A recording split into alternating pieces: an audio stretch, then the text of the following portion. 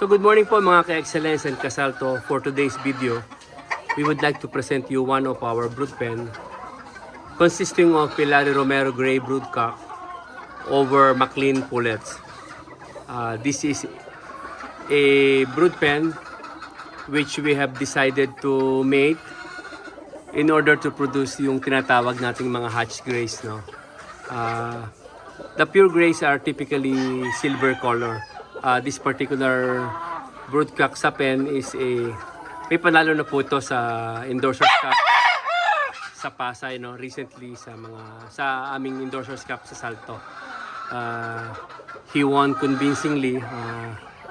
So I just really decided to bigyan naman siya ng mga pullets for breeding. So yung mga pullets po dito are McLean's. So the produce of this pen would be Larry Romero Gray over McLean. So they will be hatch grays. This particular broodcock, I really like him. Maganda po talaga yung hipo niya, pati kulay, mata. Happy po ako kasi napatunayan yung kanyang sarili sa brood pen, no? Sa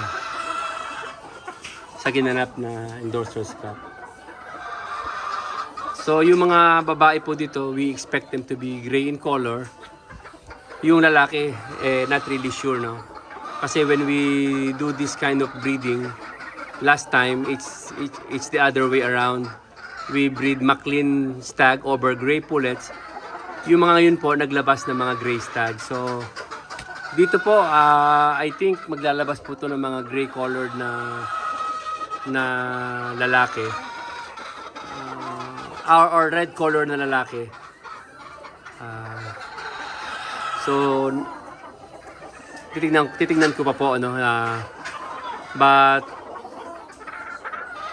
would be happy to have yung mga gray colored stags out of this pen, ano. Sana mas maraming lumabas na kulay gray. Pero since kulay pula po yung mga babae nito, definitely baka maglabas din po ito ng mga kulay red na lalaki. So ito po mga Larry Romero grays na to, very typical na grays, silver in color. Maganda yung mga mata nila, outstanding. Medium station, not really tall.